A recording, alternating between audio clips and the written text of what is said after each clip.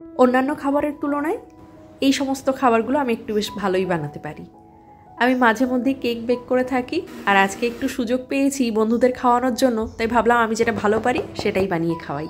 এটাকে বেকও করতে হবে না, বেশি ঝামেলাও করতে হবে না। চলো এটাকে কি করে বানালাম সেটাই তোমাদের সঙ্গে শেয়ার করি। সবার প্রথমে দুধটাকে একটুখানি লেবুর রস দিয়ে ফাটিয়ে নেবো, চাইলে ভিনিগার দিয়েও ফাটিয়ে নিতে পারো।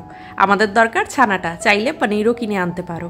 আমার কিন্তু ফার্স্ট স্টেপ কমপ্লিট করা হয়ে গেছে, যেটা অলরেডি ফ্রিজে ঢুকে গেছে সেট হওয়ার জন্য। এইদিকে দেখো আমার ছানাটাও রেডি হয়ে গেছে। এটাকে ভালো করে ছেঁকে নেব, ছেঁকে ভালো করে ধুয়ে নেব। যেহেতু লেবু দিয়ে আমি এটাকে বানিয়েছি, তো লেবুর যাতে টক টক ভাবটা না থাকে সেই জন্য ভালো করে জল দিয়ে ধুয়ে ছানাটাকে দেন নেক্সট স্টেপের দিকে যাব।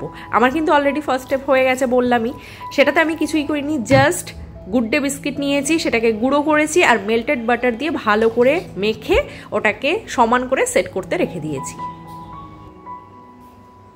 এবার আমরা এই ছানাটাকে দিয়ে দেবো মিক্সিং জারে, আর এর সঙ্গে অ্যাড করব ফ্রেশ ক্রিম বা হুইপড ক্রিম।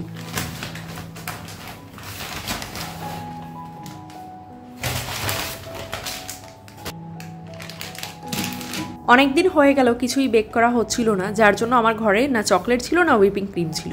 হুইপিং ক্রিমটা অনেক খুঁজেছি, দোকানে তো পাইনি, ব্লিঙ্কিটে পেলাম, তাও এটা আমার তেমন একটা পছন্দ হয়নি।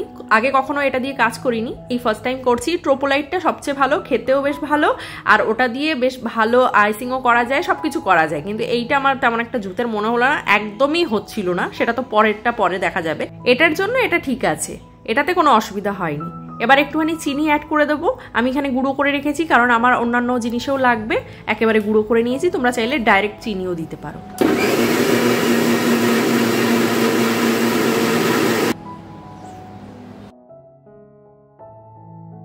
চলো আমার ক্রিমটা রেডি হয়ে গেছে, এবার ফ্রিজ থেকে বের করে এটাকে সেট করতে দেওয়ার জন্য বসানো যাক।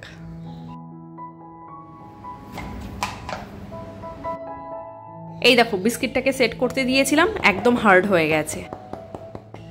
মেল্টেড বাটার দেওয়ার জন্যই এটা হয়েছে। এবার এটাতে এই ক্রিমটা ঢেলে এটাকেও সেট করতে দেব। ওটা দিয়েছিলাম আমি 2 ঘন্টা মতন সেট করতে টাইম, আর এটার জন্য আমার লাগবে 6 থেকে 7 ঘন্টা। তো আমি দুপুরবেলা এটা সেট করতে দিচ্ছি, এরপর আমি রাত্রেবেলা গিয়ে এটার উপরে যা করার করব। আর এবার কিন্তু এটাকে ডিপ ফ্রিজে দিতে হবে।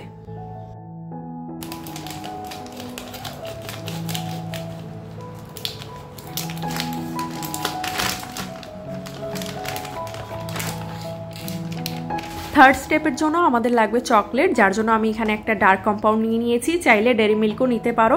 ডেয়ারি মিল্কের কি বলতো দাম অনেকটা বেশি হয়, কোয়ান্টিটি অনেকটা কম হয়। আমার যেহেতু মাঝে মধ্যেই চকলেট লেগে থাকে, তো সেই জন্য যখন কিনছি তো একটা পুরো কম্পাউন্ডই কিনে নিয়েছি। এটাকে নর্মাল স্টোর করতে হয়, ফ্রিজে রাখা যায় না। ফ্রিজে রাখলে আর চকলেট হবে না, মানে কোনো কাজে আর ইউজ করতে পারবে না। এটাকে মেল্ট করে নিলেই চকলেট হয়ে যায়। মাঝে মধ্যেই যদি চকলেট তোমাদের দরকার পড়ে থাকে, তাহলে এরকম একটা কম্পাউন্ড কিনে ঘরে রাখতেই পারো, নর্মাল জায়গায় স্টোর করে, তাহলে তোমরা ইউজ করতে পারবে। দামে অনেকটা পোষায়, আমার তো অন্তত পোষায়, সেই জন্য আমি এটাই কিনে থাকি, যদি চকলেটের আমার কোনো আইটেম কিছু করার থাকে তাহলে। তো এটাকে আমি মেল্ট করার জন্য জল ওইদিকে গরম করার জন্য বসিয়ে দিয়েছি, আর এদিকে বাটিতে নিয়ে নিয়েছি। ডবল বয়লিং প্রসেসে এটাকে মেল্ট করতে হবে। আচ্ছা আমি কি বানাচ্ছি সেটাই তো তোমাদের বলা হলো না।